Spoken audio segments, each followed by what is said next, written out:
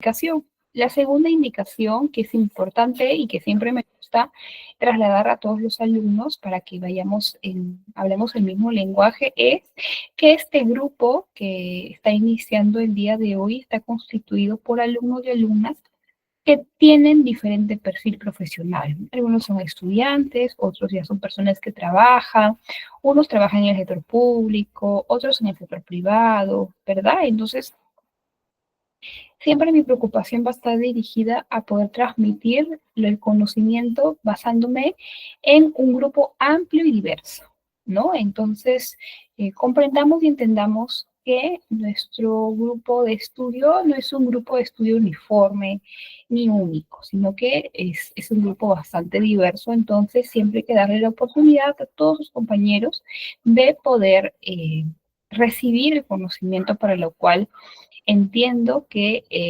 es la expectativa de la clase de hoy, ¿no? Por lo tanto, existen algunos alumnos que han tenido la oportunidad de llevar cursos relacionados al tema de manera anterior, ¿verdad? Hay otros alumnos que no, es la primera vez cursando un curso de este tema, así que todos por igual son bienvenidos. Cada curso, o perdón, cada sesión vamos a ir compartiendo un PPT que entiendo que la coordinadora se lo facilita posterior o anteriormente. Entonces, este material nos va a permitir complementar el conocimiento que vamos a empezar a adquirir desde la sesión del día de hoy. Bueno, sin mayor preámbulo, vamos a dar inicio. Les pediría que por favor me comuniquen si es que se puede visualizar mi pantalla a través de los mensajes. Ya, me parece que sí se está viendo. Ok. Entonces, ¿algún alumno que pueda ayudarme a dar lectura a los objetivos de la clase de hoy, por favor? ¿Algún alumno que pueda activar su micrófono y leer los objetivos de la clase de hoy día? A ver, ¿quién levanta la mano?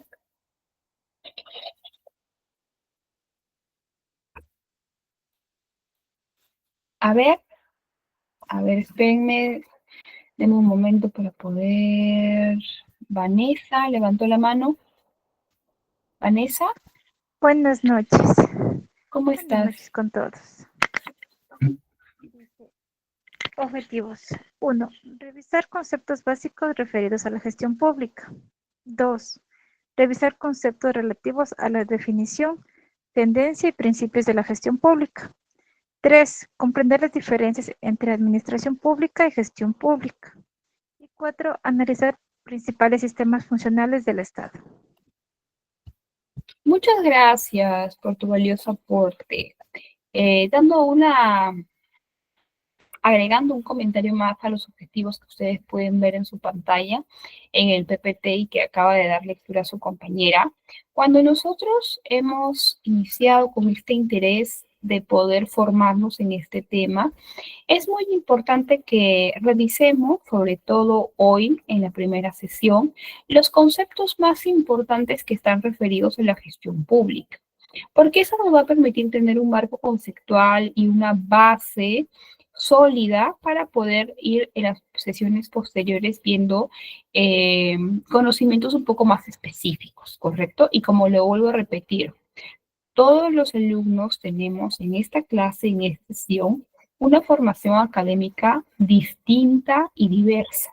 Por eso es importante que nivelemos el terreno para que todos podamos ir avanzando a un ritmo no igual, pero sí similar, ¿correcto? Entonces, para aquellos que ya han tenido la oportunidad de estudiar estos conceptos, enhorabuena, de repente vamos a hacer una retroalimentación o vamos a refrescar un poco la memoria, y para aquellos que no han tenido la oportunidad, vamos a recibir estos conocimientos por primera vez, y vamos a familiarizarnos, vamos a dar ejemplos, vamos a utilizar experiencias también para poder explicar y que quede mucho más claro cada uno de los conceptos preliminares, introductorios que vamos a ver el día de hoy relacionados a la gestión pública. ¿Ok, alumnos? Entonces, vamos a empezar.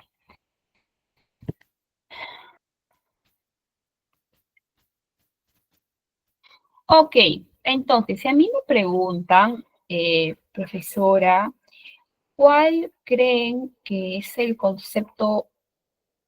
primer concepto que cualquier alumno o alumna que esté estudiando un curso relacionado a la gestión pública debe estudiar, debe comprender, debe interiorizar para iniciar en esta aventura o en este camino no fácil, pero sí bastante interesante si están aspirando a trabajar en el sector público o ya laboran o están haciendo sus prácticas o están estudiando alguna carrera que esté vinculada en el futuro a este espacio? Es importante que sepamos, reconozcamos qué es el Estado, ¿ok? Entonces, para poder empezar a desarrollar, a desagregar este concepto, es muy importante que entendamos que nosotros, como peruanos y peruanas, vivimos en un territorio, ¿verdad? En un territorio físico.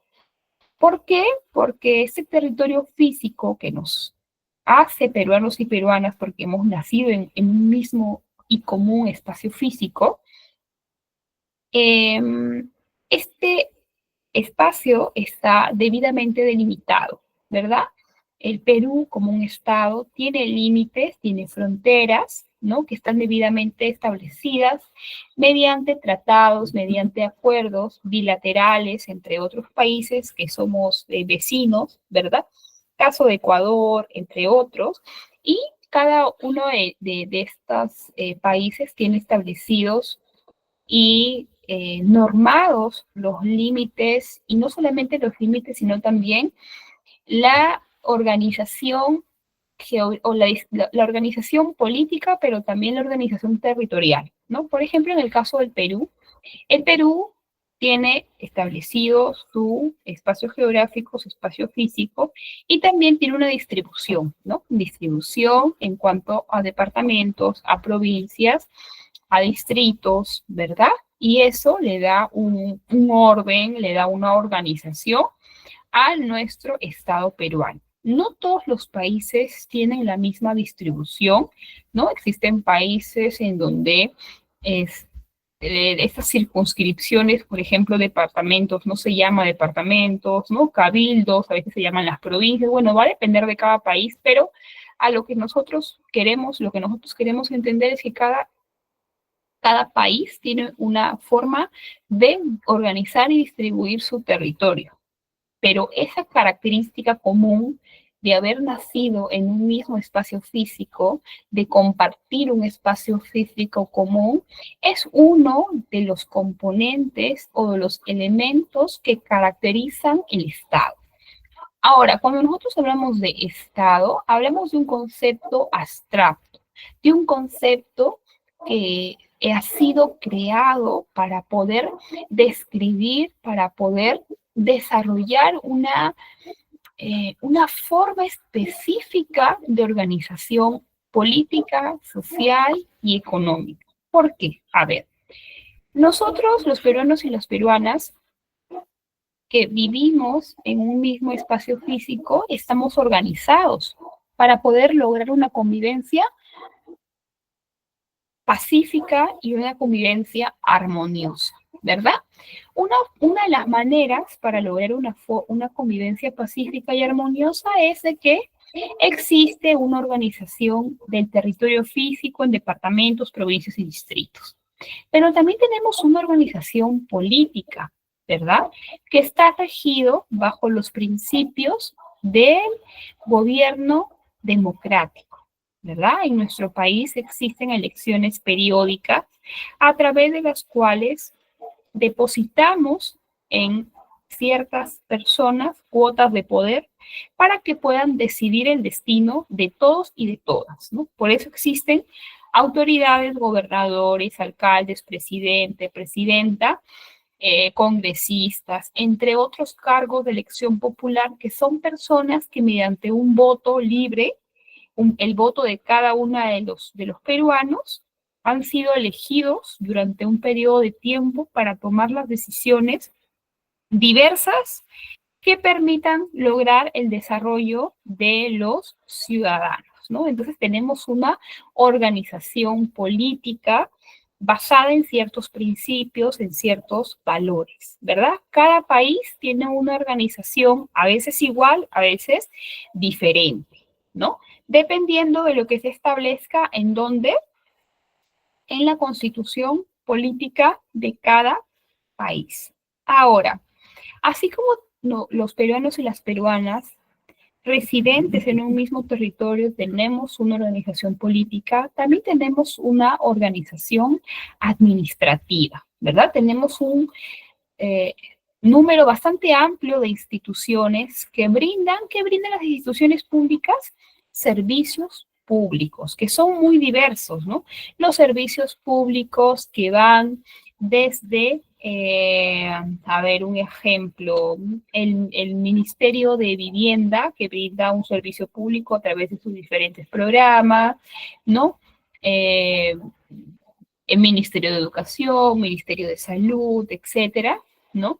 Y también esto permite tener organizadas las funciones y las responsabilidades de cada una de esas instituciones. Ahora la pregunta que tengo para ustedes es, ¿qué pasaría si en nuestro país no existiera una adecuada o no existiera una organización política, una organización administrativa, una organización económica, una organización social? ¿Qué efectos podría tener en nuestro día a día, en nuestro común, en nuestras actividades comunes? ¿Qué podría generar eso? ¿Qué ven ustedes? ¿Algunos comentarios en el chat? Miguel, hola Miguel.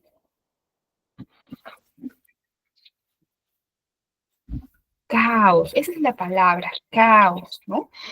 Y algunos intelectuales de hace muchísimo tiempo lo describen así, ¿no? Las sociedades que no están debidamente organizadas son sociedades que tarde o temprano caen en el caos, caen en la anarquía, caen en el desorden, en el conflicto, ¿no? Porque si las personas no viven bajo ciertas leyes, normas, reglas, ¿no?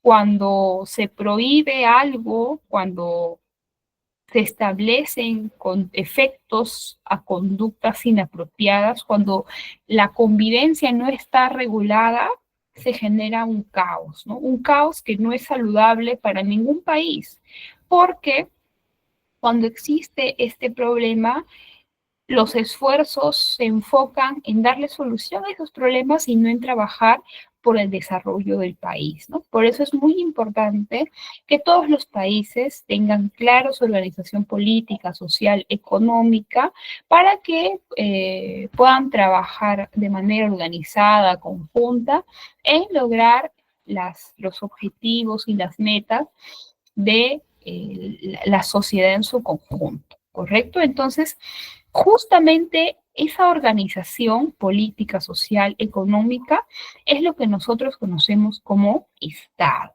¿correcto?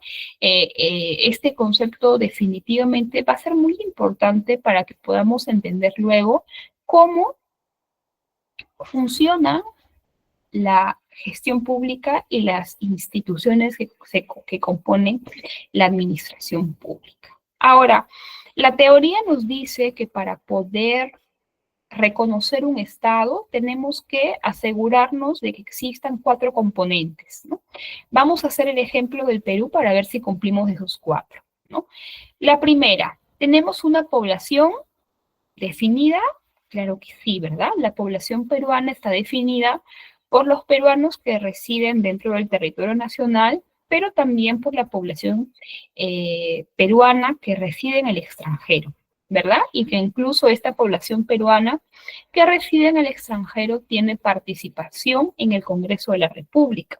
Existe una jurisdicción electoral que se denomina peruanos en el exterior y los peruanos en el exterior también tienen derecho al voto, ¿no? Ellos se acercan al consulado a hacer uso del voto en cada elección, ¿no? Bueno, en las elecciones presidenciales,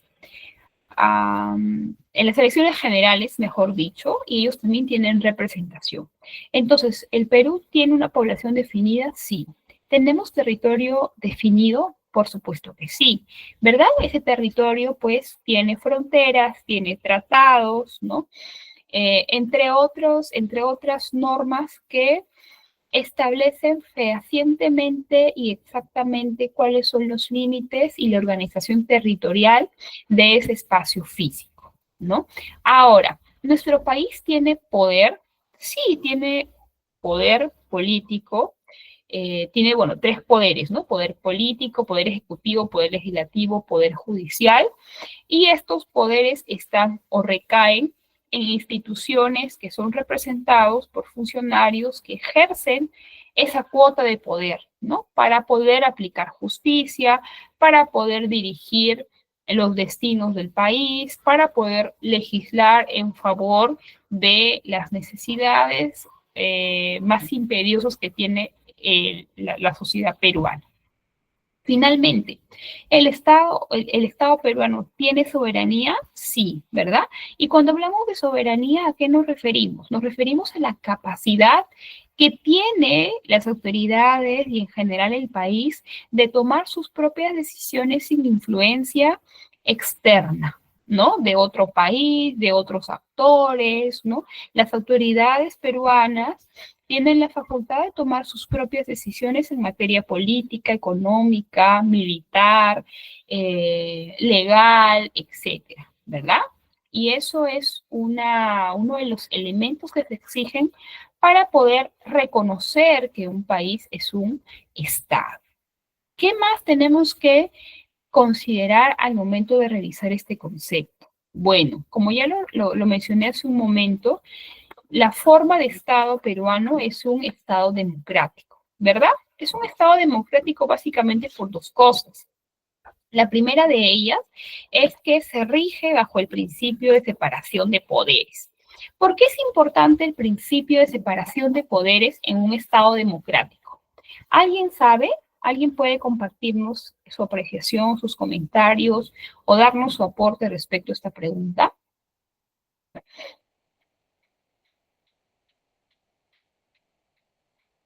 ¿Alguna participación? ¿Han escuchado alguna vez el principio de separación de poderes?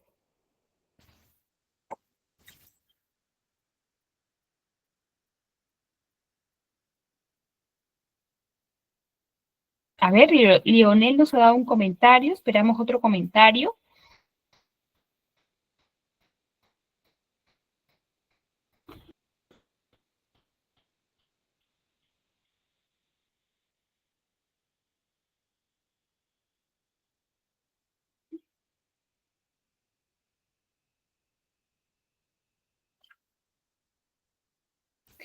A ver, vamos a leer algunos comentarios de sus compañeros y luego vamos a analizar, ¿correcto? Pueden seguir dando sus comentarios si es que así lo desean. Lionel Rosales dice, para crear, a ver, vamos a mencionar nuevamente la pregunta, a formular nuevamente la pregunta. ¿Por qué el principio de separación de poderes es importante en un Estado democrático? Lionel nos dice, para crear leyes que favorezcan al pueblo. Miguel dice, para que no exista monopolio. Mary dice, cada poder tiene su función específica dentro de la Constitución. Sí, excelentes aportes, estimados. Cuando nosotros hablamos del principio de separación de poderes y cuál es su importancia, en un Estado democrático es casi la columna vertebral, ¿no? Es fundamental porque no podemos reconocer a ningún Estado democrático si es que no tiene el poder debidamente equilibrado, con contrapesos, fiscalizado, ¿verdad? ¿Por qué? ¿Cuál es la lógica detrás del funcionamiento de un Estado democrático? El poder para para lograr tomar decisiones en los diferentes ámbitos y las diferentes competencias, en un Estado democrático nunca debe ni puede estar concentrado en una misma institución. Un ejemplo, ¿Se imaginan ustedes que el Congreso de la República, por poner solamente un ejemplo, tenga la potestad de administrar justicia, además de legislar, y tenga la potestad también para poder administrar los recursos públicos o tener las funciones que realiza el Poder Ejecutivo? ¿Se imaginan ustedes cuál sería el efecto de que una sola institución tenga ese poder, ese alcance que podría generar en ello, ¿no? Se podría generar un abuso de poder, se podría generar una concentración de poder que con los años se convierta en una permanencia indebida del poder. ¿Por qué? Porque ese poder político concentrado en una dosis muy alta, por decirlo de alguna manera, puede corromper a las personas, ¿verdad? Como ha sucedido en muchos otros países. Cuando una sola institución, cuando una sola autoridad tiene un nivel de poder bastante amplio y las instituciones que se encargan de fiscalizar y de controlar prácticamente son nulas, eso siempre va a generar corrupción, va a generar pues abuso de poder, va a generar que esta persona o estas personas no quieran soltar ese poder y hagan un uso y un abuso del mismo. Para evitar estas situaciones es que la democracia dice, hay que dividir el poder, hay que poner, como coloquialmente se dice, los huevos en diferentes canastas, justamente para evitar que una sola institución o una sola persona concentre todo el poder político y pueda tomar decisiones desfavorables, abusivas, en contra de otras instituciones o de la propia población. Por eso es de que nuestro país, que es un Estado democrático, como ya lo mencioné hace un momento, tiene tres poderes: poder ejecutivo, poder legislativo y poder judicial, ¿verdad? ¿Qué quiere decir? Que la persona que legisla, que hace leyes, no es la misma que administra justicia, ¿verdad? La persona que administra justicia, el juez, se supone que no debe tener una influencia política para no desvirtuar la capacidad de administrar justicia de forma sin influencia de ningún tipo, ¿verdad? Entonces, esa es la lógica detrás de un Estado democrático. Evitar la concentración de poder en una sola institución, porque se ha demostrado a lo largo de los años que un Estado democrático o que los Estados democráticos tienen más oportunidades de desarrollo que Estados autoritarios, porque los Estados autoritarios registran mayores niveles de corrupción, mayores niveles de pobreza, mayor o menor porcentaje de inversión privada, ¿no? Etcétera, etcétera. ¿Alguna pregunta respecto a el Estado? ¿Algo que no quedó claro para poder continuar? ¿O todo está claro, estimados?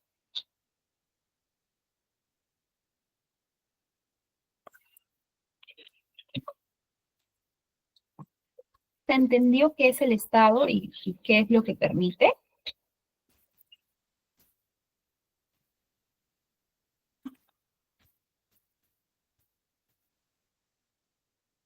Correcto, Mary. Cada poder tiene su función específica reconocida en la Constitución, que es la ley de leyes en el Perú.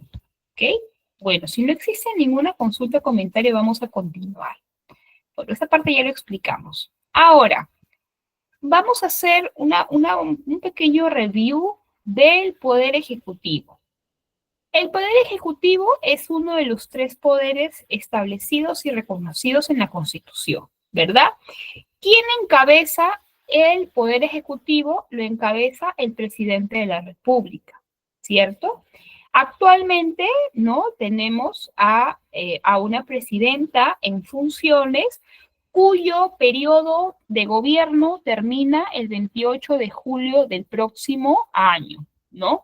Para todos y todas que de repente no han tomado conocimiento, el otro año, 2026, se van a producir elecciones generales, ¿verdad? Vamos a elegir a un nuevo presidente, bueno, en este caso ya no a congresistas, porque ahora con el cambio y la modificación vamos a elegir a senadores, vamos a elegir a diputados en esta nueva estructura del Congreso. Pero bueno, a lo que vamos, ¿no? El presidente de la República es un cargo de elección popular, ¿verdad? Es un cargo que proviene de elecciones, ¿no? ¿Cuál es el periodo de gobierno de un presidente? Ya lo hemos dicho muchas veces, 5 años, ¿verdad? Ahora, ¿este presidente de la República gobierna solo? No, ¿verdad? No gobierna solo. Su equipo técnico o el conjunto de funcionarios que acompañan en las diferentes carteras son los ministros de Estado. ¿Los ministros de Estado son cargos de elección popular? No, no los elige el pueblo en elecciones como si lo eligen al presidente. Los ministros de Estado son cargos de confianza. ¿Elegidos por quién?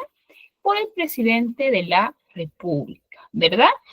Existe un ministerio, bueno, son 18 ministerios, ¿no? Ministerio de Salud, Ministerio de Educación, Ministerio de Vivienda, Ministerio de Agricultura, etcétera, etcétera. Este Consejo de Ministros, estos ministros tienen a un presidente del Consejo de Ministros, ¿verdad? Entonces, el Consejo de Ministros es posiblemente el segundo órgano más importante dentro del poder ejecutivo.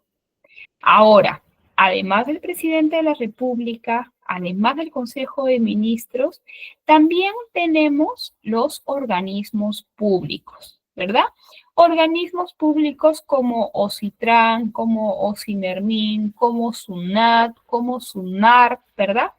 Y una gran variedad de instituciones o de organismos públicos que se encargan de brindar diversos servicios públicos. Algunos más conocidos, otros menos conocidos. ¿Qué más? Luego de haber revisado el Poder Ejecutivo, también tenemos que hablar un poquito del Poder Legislativo, ¿verdad? Que está representado por el Congreso de la República, que actualmente son 130 congresistas.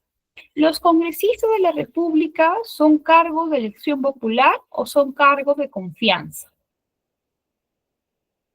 ¿Qué opinamos? ¿Cargo de elección popular o cargo de confianza?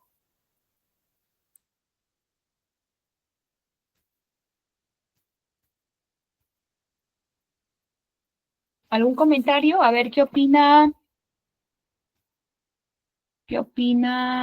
Carmen? ¿Los congresistas de la República, Carmen, son cargos de elección popular o son cargos de confianza? Elección popular. Excelente, Carmen. Muy bien, gracias por estar atenta. Efectivamente, ¿verdad? El Congreso de la República y los congresistas que forman parte son elegidos en elecciones generales, ¿correcto?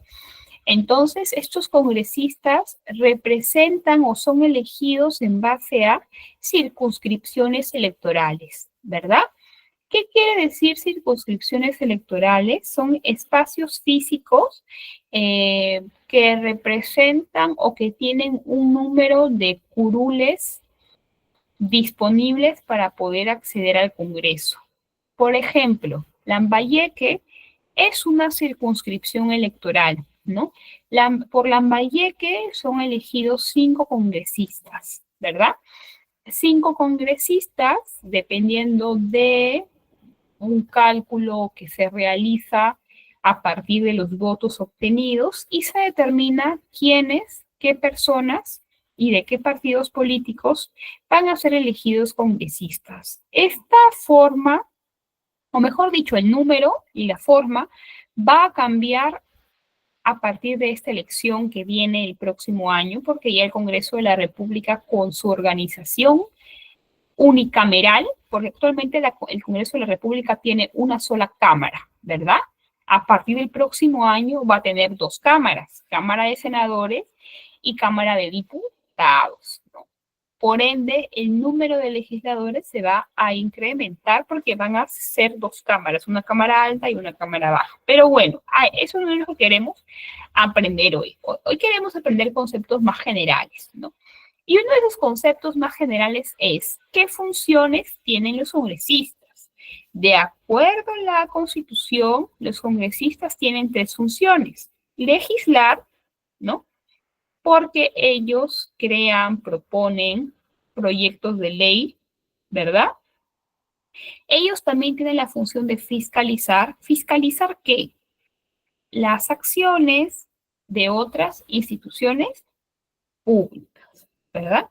Y ellos también tienen la función de representar. ¿Representar a quiénes? Bueno, a todos los peruanos, pero específicamente a la población por la cual fueron elegidos, ¿no? Por eso es de que una vez al mes existe una semana de representación en la cual los congresistas viajan a las regiones en las cuales fueron elegidos para poder atender las necesidades, ¿no? De las organizaciones y de las poblaciones del lugar, ¿verdad? Los congresistas que fueron elegidos por Lambayeque viajan a Lambayeque, los congresistas que fueron elegidos por Ayacucho viajan a Ayacucho y así.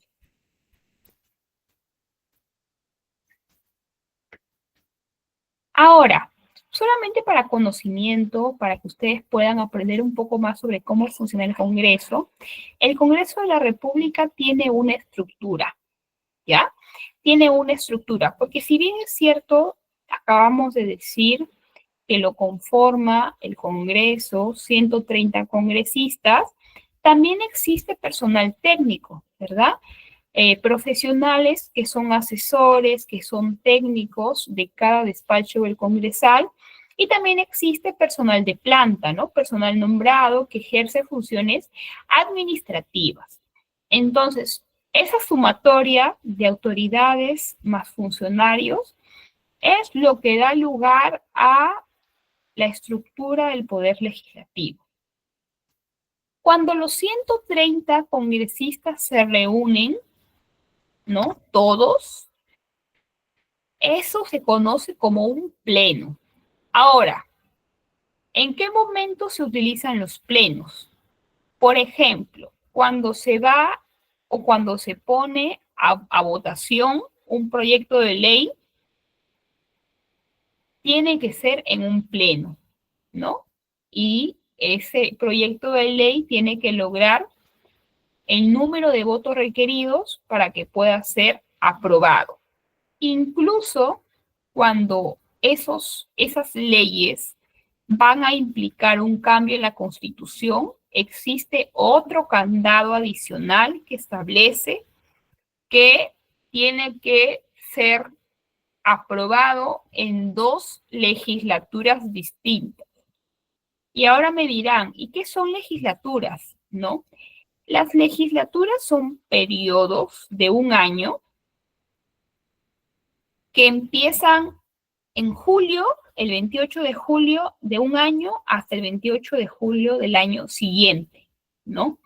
Entonces, en esos dos periodos es que tiene que someterse un proyecto de ley a votación y que sea favorable con los votos requeridos para que se pueda, por ejemplo, aprobar un cambio en la Constitución. Pero bueno, esa es una información un poco más específica. Ahora, el Congreso de la República también tiene un líder o un presidente, mejor dicho, un presidente del Congreso. ¿Quién es el presidente del Congreso? Es uno de los 130 congresistas que es elegido por todos o por la mayoría para poder representar a la institución. ¿Durante qué periodo de tiempo? Durante una legislatura, o sea, durante un año, ¿verdad? Este presidente del Congreso, que cambia año a año por elección de los mismos congresistas, va a presidir un órgano que se llama la mesa directiva. La mesa directiva, que está compuesta por 4 congresistas, el presidente y sus 3 miembros, va a ejercer la rectoría del Pleno o en realidad de todo el Congreso, ¿correcto?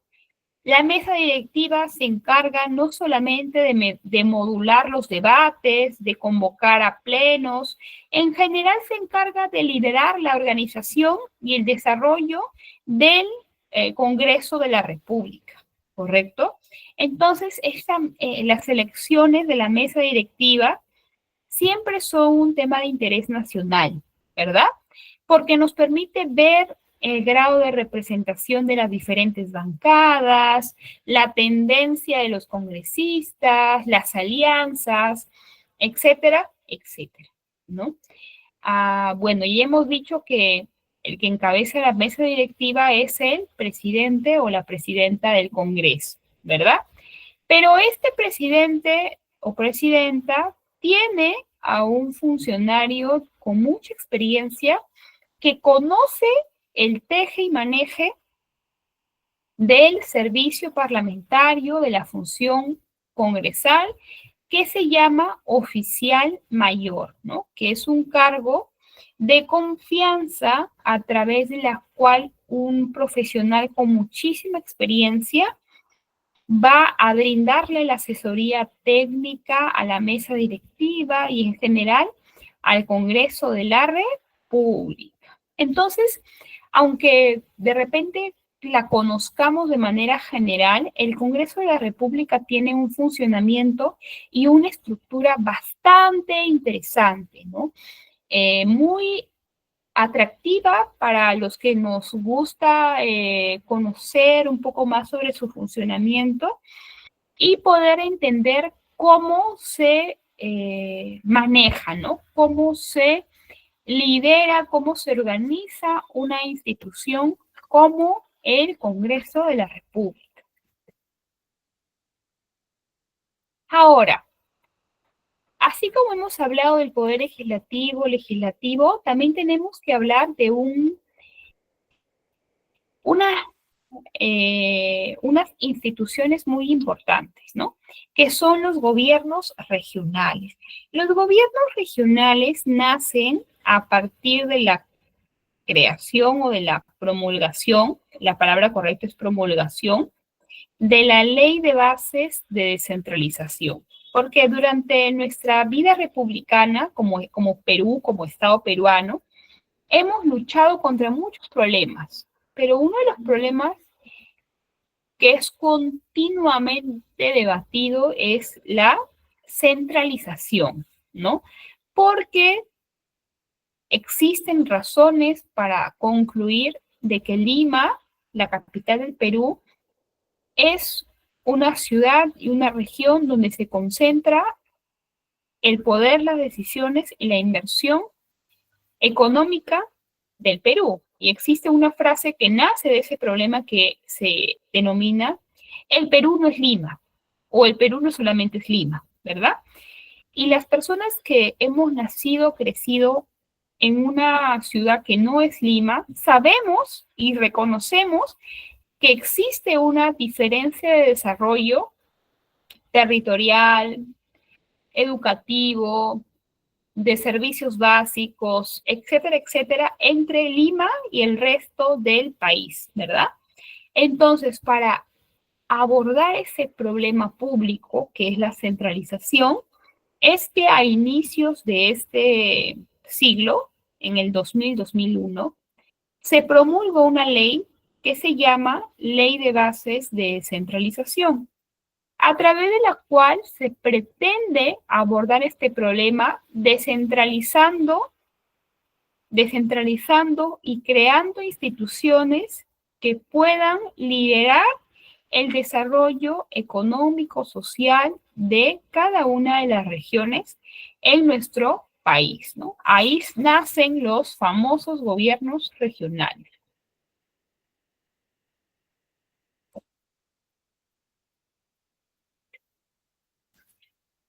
Ok, entonces, cada región tiene un gobierno regional. Este gobierno regional, ¿qué funciones cumple? Cumple la función de planificar el desarrollo integral de la región, aprueba el plan de desarrollo regional, ejecuta inversiones públicas, proyectos de infraestructura regional, vial, servicios básicos, etcétera, ¿no? Entonces, estas instituciones son de vital importancia y es uno de los conceptos que necesitamos repasar y comprender antes de entrar a la segunda parte de la clase de hoy día. Después de haber revisado algunos conceptos básicos o introductorios, ya estamos listos para ir a la segunda parte de la clase. Y para eso vamos a responder a una pregunta. Y me gustaría leer sus comentarios. ¿Qué entendemos por gestión pública? Cuando ustedes les mencionan gestión pública, ¿qué ideas, qué nociones vienen y navegan por su mente? Me gustaría leer un par de ellas para poder iniciar con esta segunda parte. ¿Qué entendemos por gestión pública? Espero sus comentarios para poder dar lectura a algunos y continuar.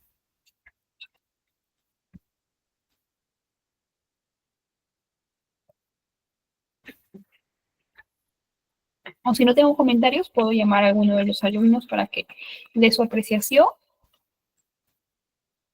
Vamos a esperar un par de segundos.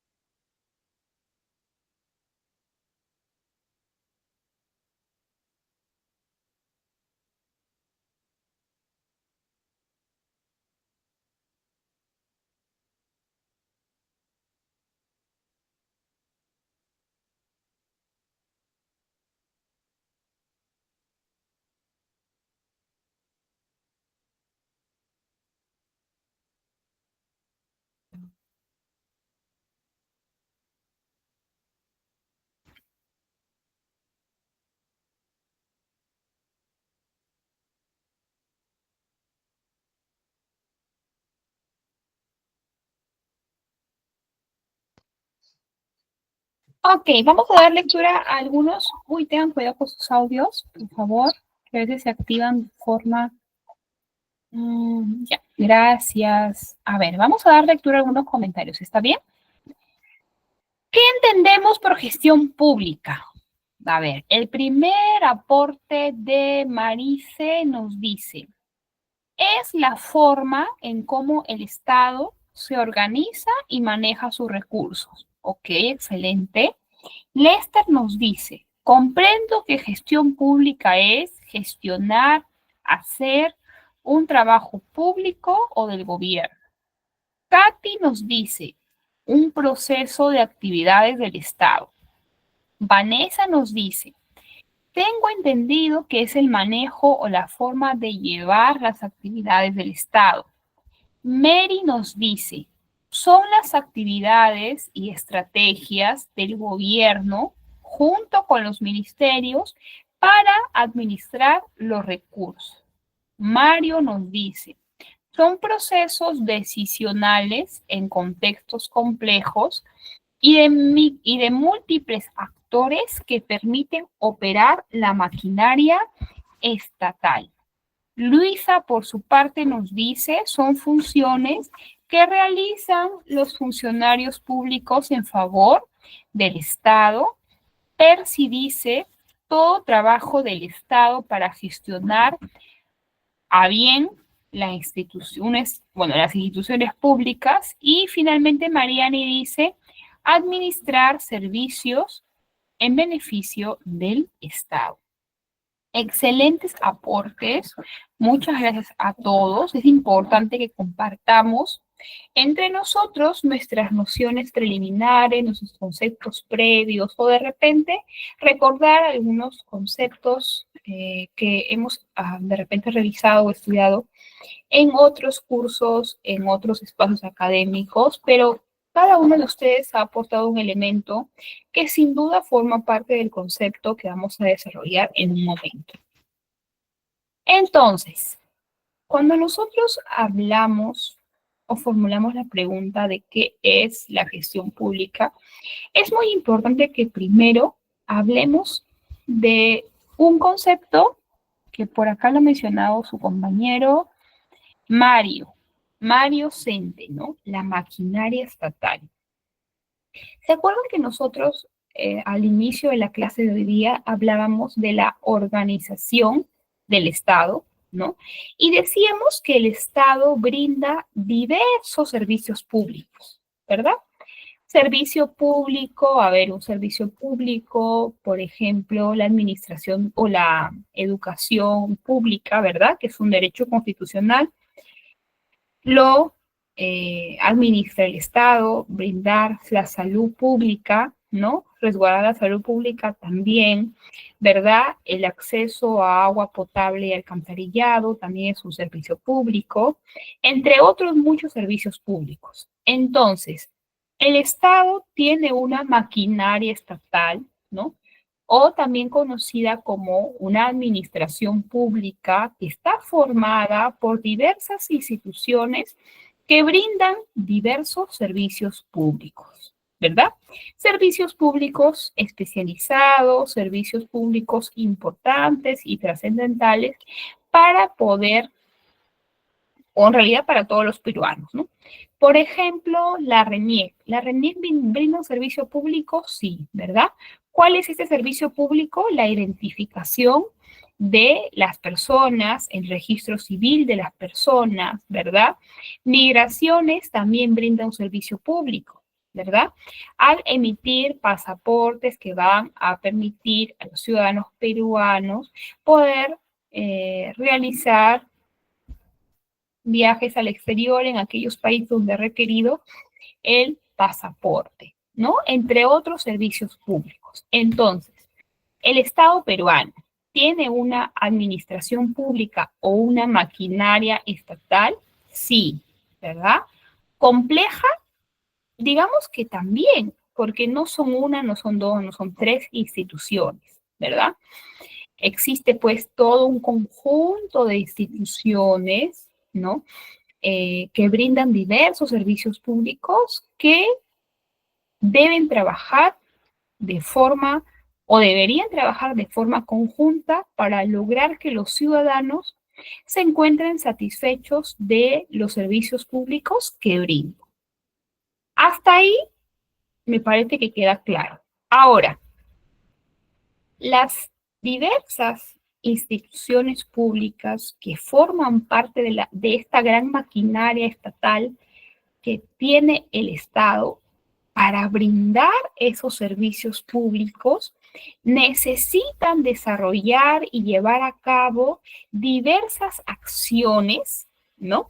Diversas acciones que permitan lograr otorgar esos servicios públicos. Vamos a poner un ejemplo, ¿ya? Un ejemplo. ¿Migraciones brinda un servicio público? Sí. ¿Migraciones es una institución pública? Sí.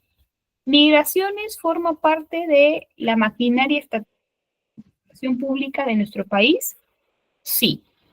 Ahora, para que Migraciones pueda brindar el servicio público, de acceso público, de emitir pasaportes, requiere realizar muchas acciones. Acciones que tienen que ver, por ejemplo, con el capital humano, ¿no? Migraciones tiene diversas locales, diversas sedes en Lima y en provincias y en fronteras, en aeropuertos, que requieren personal para poder operar. ¿Podría Migraciones brindar el servicio público si no cuenta con personal humano suficiente para poder responder a la demanda? No, ¿verdad? Ahora, ¿qué más necesita Migraciones para poder brindar el servicio público? Necesita, ¿no? Una logística, ¿no? Necesita bienes como por ejemplo computadoras, como por ejemplo impresoras, como por ejemplo cámaras fotográficas. No sé si alguno de ustedes ha ido a Migraciones recientemente, ¿no? Cuando tú vas a Migraciones, te toman en Migraciones la foto que va en tu pasaporte, imprimen en ese momento tu pasaporte, tus datos, ¿verdad? Toman tu huella en un lector de huellas, ¿verdad? Entonces tienen todo un sistema que funciona debido a que cuentan con los medios logísticos para poder brindar el servicio. Esas computadoras, esas impresoras, esos moldes o esas cartillas de pasaporte, ¿cómo llegan a la entidad? Llegan a través de procesos de contratación de bienes, de contratación de servicios, que tienen cada uno un marco normativo específico. Si esos procesos no se realizan en la entidad, no va a contar con los medios para poder brindar servicios públicos, lo que va a generar retrasos, quejas, demoras, denuncias, porque el servicio que brinda es de necesidad pública, es de prioridad pública, ¿ok? Otra cosa, a ver, ¿qué más necesita Migraciones para poder brindar un servicio público? Necesita presupuesto, ¿verdad? Hay que pagar gastos fijos, hay que pagar, Migraciones tiene muchos locales que alquila, muchas sedes que alquila, ¿verdad? En muchas sedes terceriza el servicio de seguridad, el servicio de limpieza, el servicio de mantenimiento y todo eso genera un costo. El pago de las planillas, también hay que solventarlas. El presupuesto requerido para poder contratar bienes, servicios y obras también tiene que estar debidamente asignado, ¿verdad? Entonces, si Migraciones no tiene los recursos económicos suficientes, no va a poder brindar un servicio público eficiente. Con estos ejemplos, ¿a qué quiero llegar? Quiero lograr que ustedes entiendan que estas acciones que ya les he explicado, contratar personal, contratar bienes, contratar servicios, contratar obras, ¿no? Forma parte de las acciones, ¿no? Lo que conocemos como la gestión pública, que van a lograr que esas instituciones puedan brindar servicios públicos eficientes o en el peor de los casos, servicios públicos, ¿correcto? Entonces, esas pequeñas, no son pequeñas, esas muchas y complejas acciones que realizan las instituciones para poder operar es lo que conocemos como gestión pública. La gestión pública son acciones, son procesos, son actividades indispensables y necesarias que realizan las instituciones públicas para poder brindar un servicio a la comunidad. ¿Hasta acá alguna pregunta?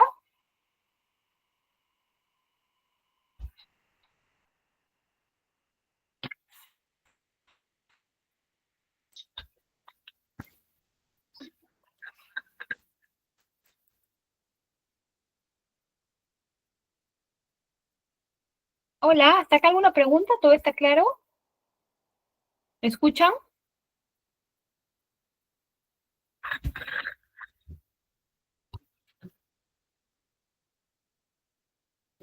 Ok, muchas gracias. Ok, todo está claro, ¿verdad? ¿Alguien tiene alguna duda? ¿Alguien tiene alguna consulta? ¿Algún comentario? Ok, muchas gracias. Continuamos. Ahora, la gestión pública que ya creo que a todos nos ha quedado muy claro que son los procesos, las acciones, las actividades que realizan las instituciones públicas para poder operar. No siempre se ha entendido como lo entendemos ahora. ¿Por qué?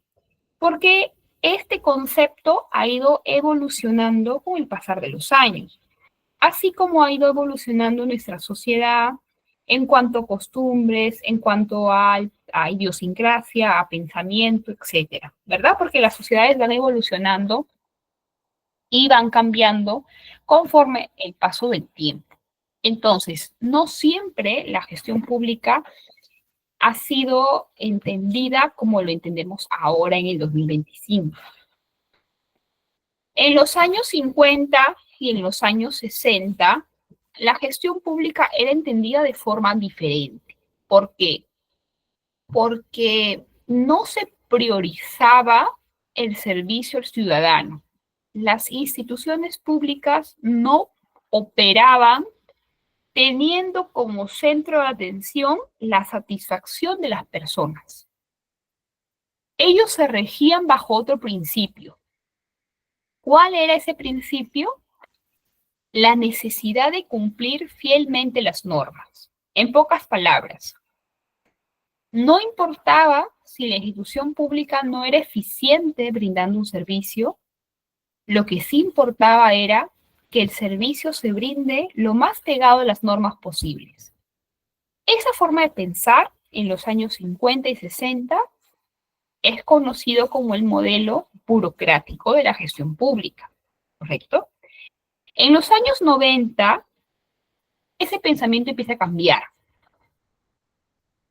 y empieza, o la gestión pública empieza a trabajar pensando en que su razón de ser debería ser la satisfacción del ciudadano.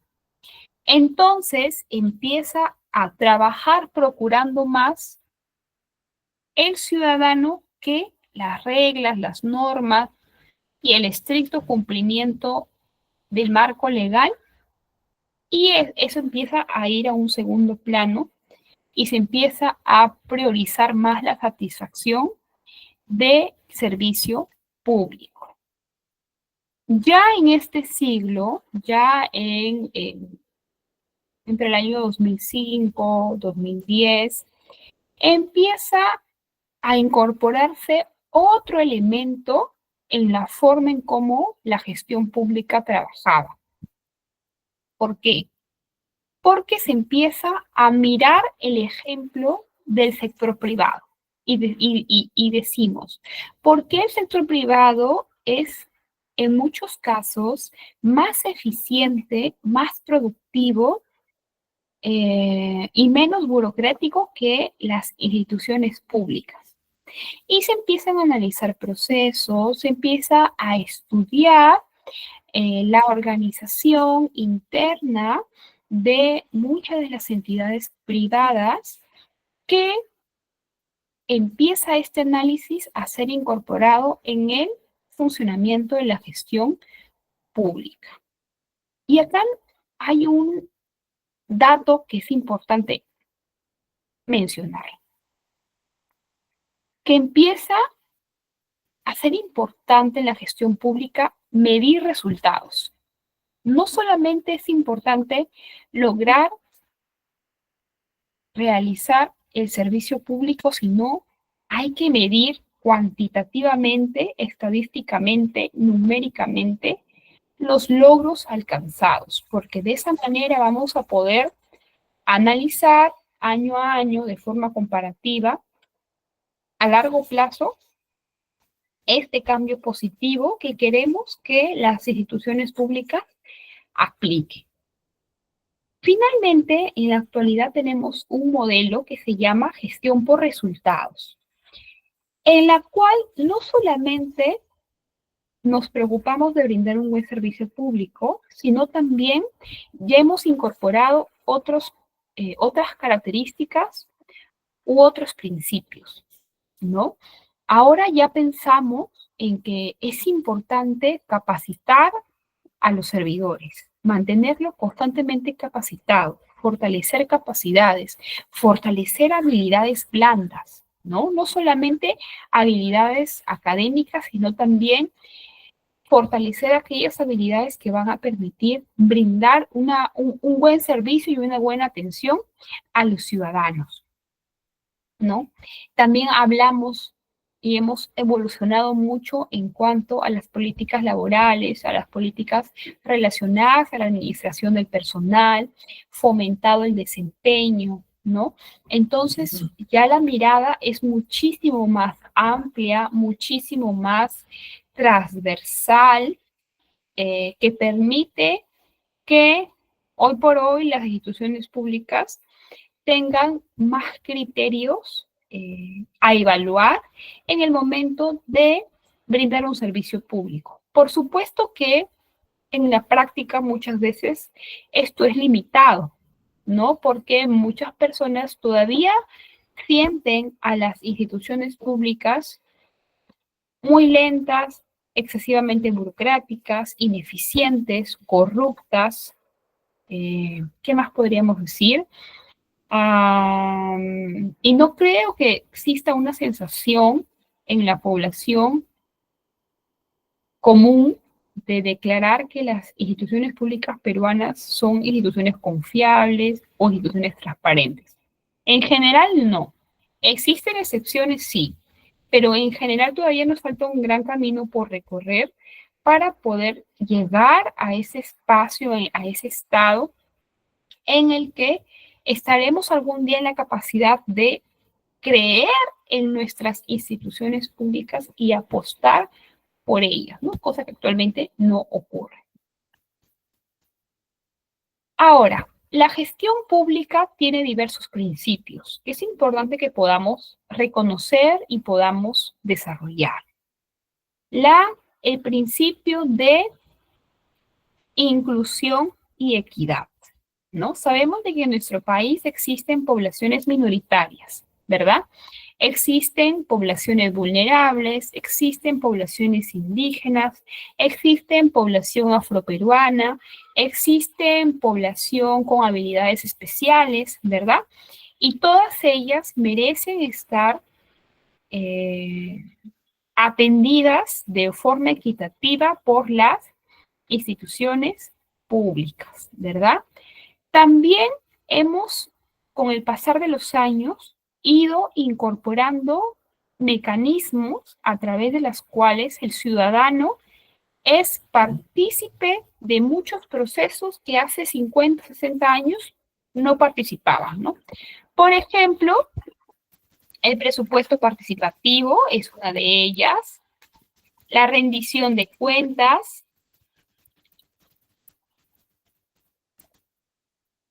que realizan las municipalidades, sobre todo.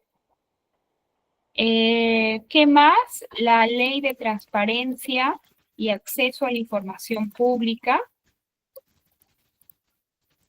es otra de las formas a través de la cual se han aperturado espacios a través de la cual los ciudadanos tienen el derecho de poder.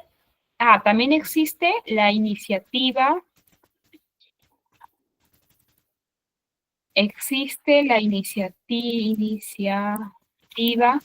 legislativa de la población. Existe una forma a través de la cual la población organizada con un porcentaje de firmas puede presentar un proyecto de ley, ¿no? Claro que es complejo, engorroso y es un mecanismo poco utilizado, pero existe, ¿no? Que debe ser mejorado, debe ser revisado, evidentemente que sí, pero existe, ¿no? Esa figura de hace 50 años no existía. Las personas tienen la potestad de solicitar información a las entidades, informes, oficios, documentación referida a ejecución presupuestal. Existen espacios electrónicos donde las personas pueden conocer qué funcionarios trabajan en una entidad, cuánto ganan, a quién reciben, a qué hora lo reciben, ¿no? Entonces existen esos mecanismos para poder controlar la función pública, ¿no? Que como lo vuelvo a repetir, hace 50, 40 años eso no existía, ¿no? El ciudadano era percibido como un receptor del servicio público, pero no se le hacía parte de los procesos. ¿Qué más? ¿Cuál es otro principio de la gestión pública? La legalidad, ¿no? La legalidad que se entiende en que el actuar y el proceder en cada una de las actividades y procesos que requieren las instituciones para poder brindar un servicio público tiene un marco normativo, tiene una reglamentación.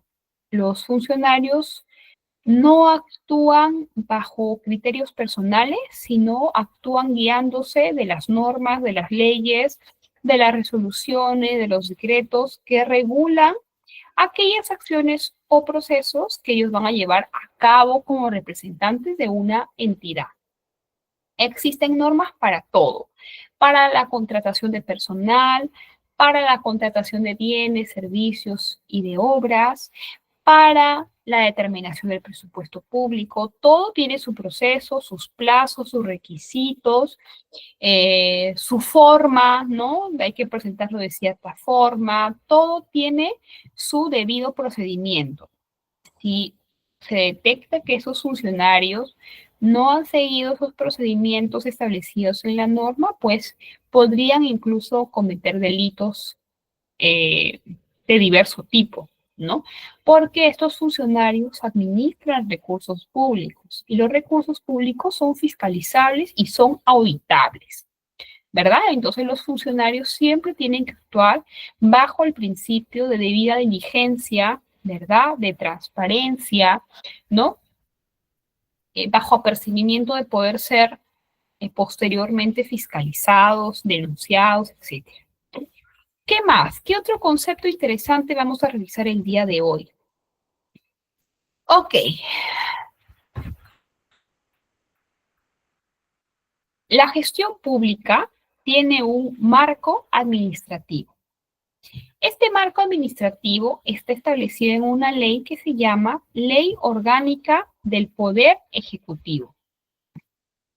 Entonces, ¿se acuerdan que hace un momento les dije que para que una institución pública pueda brindar un servicio, tiene que llevar a cabo acciones y procesos? Por ejemplo, contratar personal, contratar bienes, servicios, obras, etcétera, ¿verdad? No son todos, pero son algunos de los procesos y de las acciones que llevan a cabo las entidades para poder operar. Esas acciones y esos procesos administrativos están debidamente organizados en la Ley Orgánica del Poder Ejecutivo y son 11. Ustedes en su pantalla pueden ver esos 11. Vamos a repasar y a estudiar algunos de los más importantes que nos van a permitir entender cómo funcionan esas acciones y esos procesos, ¿correcto? ¿Cuál es su marco legal? ¿Cuál es su ciclo? ¿Cuáles son sus conceptos, sus principios, etcétera? ¿Y eso por qué es importante, profesora? Porque nos va a permitir entender cómo funciona la gestión pública.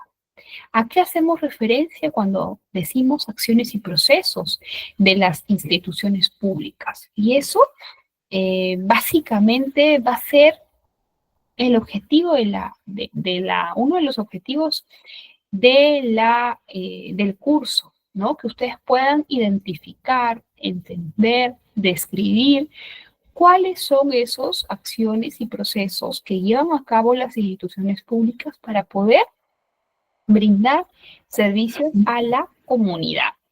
¿Cuáles de estos sistemas administrativos son los más conocidos, los más usados, los más estudiados? Bueno, por ejemplo, la gestión de recursos humanos, ¿no?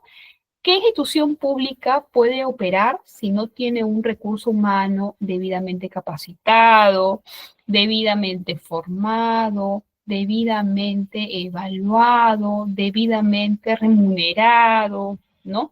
Entonces, existe un sistema que se encarga de administrar, de organizar todo lo que tiene que ver con el recurso humano dentro de las instituciones públicas.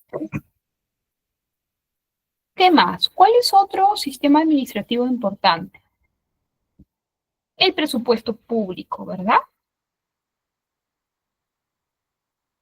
El Estado peruano se rige por una ley anual que todos los años se aprueba más o menos en noviembre, que se llama Ley de Presupuesto Público.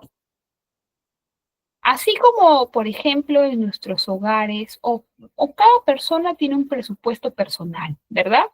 Las personas tenemos ingresos y egresos. Recibimos un sueldo o tenemos nuestro emprendimiento, nuestra empresa, tenemos más de un trabajo. Bueno, las personas siempre tienen una o más de una fuente de ingreso mensual y también tienen gastos, egresos, ¿verdad? Entonces, así también funciona el Estado. El Estado tiene ingresos, pero también tiene egresos, ¿no?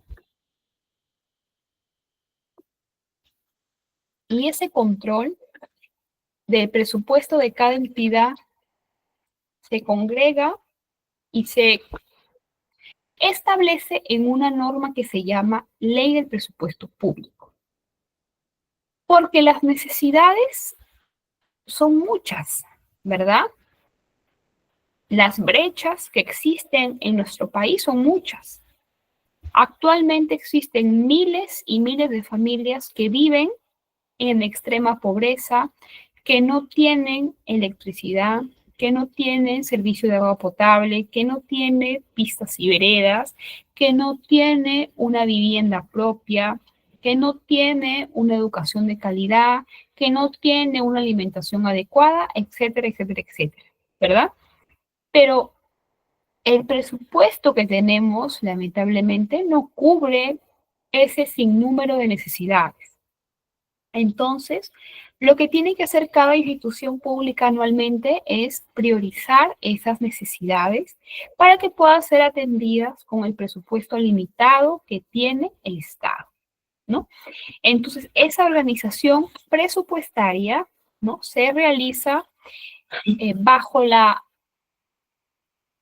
el liderazgo del Sistema Nacional de Presupuesto Público. Otro sistema administrativo famoso, muy conocido y muy estudiado es el sistema de inversión pública.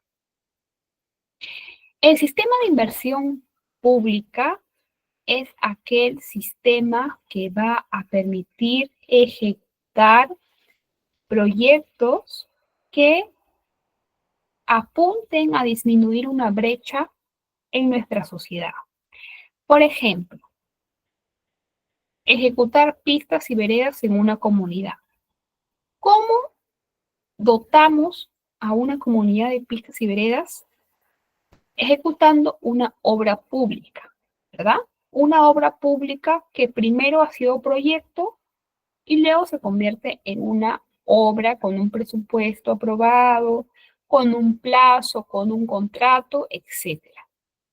Pero para que una obra se pueda ejecutar, tiene que llevarse a cabo un proceso, un ciclo. Ese proceso se llama inversión pública. Se destina un presupuesto para ejecutar obras públicas en nuestro país, ¿verdad? Y toda esa dinámica, todo ese ciclo es lo que nosotros conocemos como Sistema Nacional de Inversión Pública.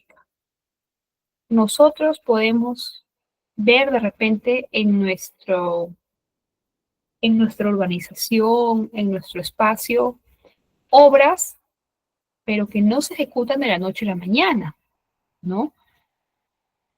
Hay algunas que pueden demorar incluso años desde que nace la idea hasta que se ejecuta una obra porque hay procesos y normas que seguir para que se pueda viabilizar la ejecución, ¿correcto? Ahora, otro sistema administrativo muy conocido es el Sistema Nacional de Control, la famosa Contraloría de la República. ¿Qué función cumple la Contraloría? ¿Algún alumno que pueda comentarnos? ¿Qué función cumple?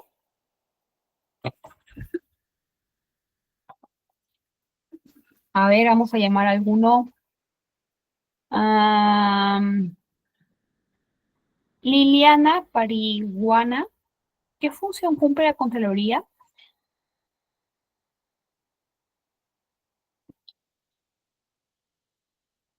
¿Estás, Liliana? Luisa Balmaceda. ¿Qué función cumple Luisa en la Contraloría? ¿Estás, Luisa? A ver, su compañero Miguel Menchola dice fiscalizar. Correcto. ¿Fiscalizar qué? Vanessa dice fiscalizar al sistema público. Ok, fiscalizar la correcta ejecución de los recursos públicos, ¿verdad? En sus diferentes aspectos. Inversión pública, contratación de personal, ejecución de presupuesto público, ¿no? En la Contraloría se asegura de que esos recursos públicos no solamente hayan sido ejecutados correctamente, sino que se hayan seguido los procedimientos establecidos para ejecutar ese presupuesto. Y para eso tiene una institución que cuenta con un gran número de personal a nivel nacional que se encarga de realizar diferentes formas de control. Existe un control concurrente, ¿no? Que se realiza de forma paralela a la ejecución de obras públicas. Existe un control posterior, ¿no? Que se realiza una vez culminado una obra pública.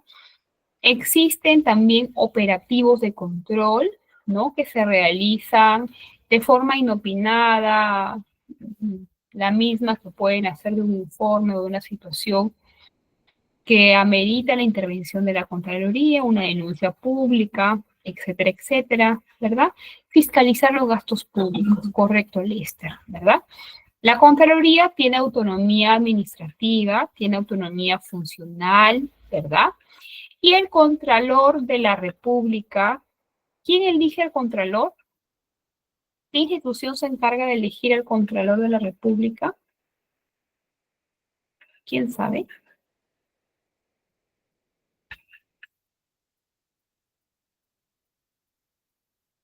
El Poder Ejecutivo, Miguel, propone al Contralor, ¿verdad? Lo propone. La presidenta presenta una propuesta al Congreso, pero ¿quién aprueba esa propuesta?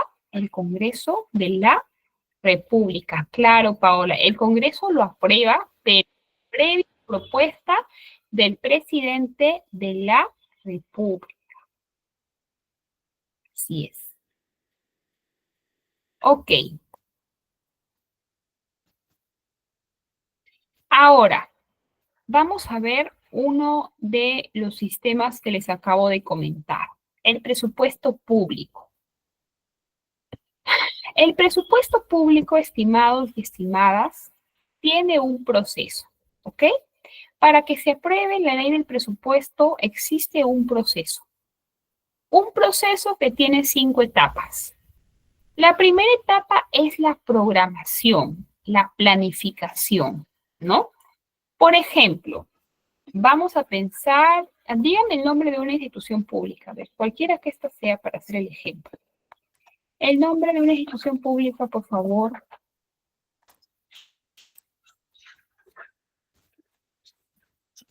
Ok, vamos a pensar en el Ministerio de Salud, ¿ya?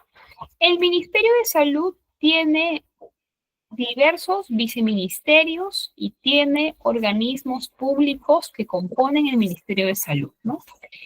Entonces,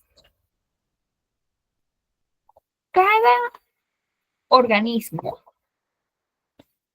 tiene necesidades presupuestales, que requiere cubrir, ¿verdad? Cuando yo voy a programar, a planificar un gasto futuro, tiene que hacerse con la debida antelación y con la debida justificación, ¿no? Si yo voy a requerir comprar 10 computadoras, tengo que justificar cuál es la necesidad.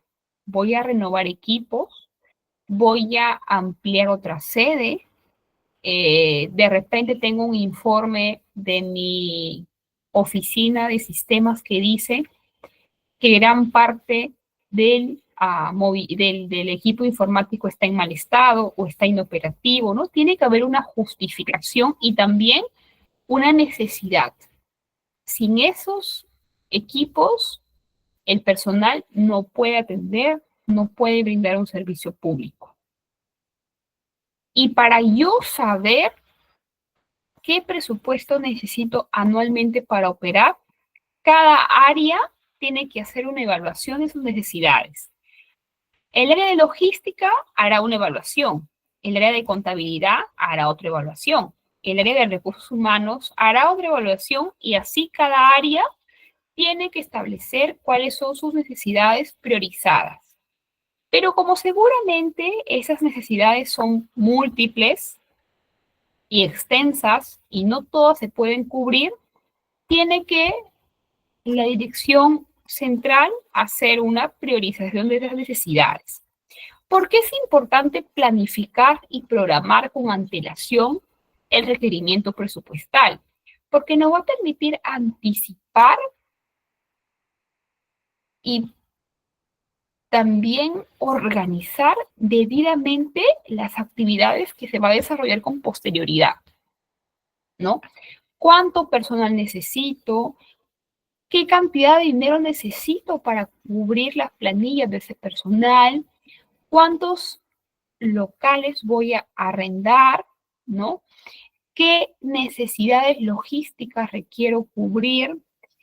Entre otras, ¿no? Entonces, cuando ya cada institución ha realizado esa evaluación, esa justificación, esa programación, es de que presentan su propuesta al titular del sector, ¿no? Ese titular del sector seguramente revisará, chequeará, corregirá, determinará cuál es el requerimiento del presupuesto para el año que viene, ¿no? Pero la planificación de ese presupuesto se hace siempre pensando en un horizonte de tiempo de 3 años, ¿no? Para pues darle una continuidad, darle una correcta estabilidad a la institución. Cuando todas las instituciones públicas tienen su presupuesto, se organiza en un documento que se llama Anteproyecto de Ley del Presupuesto.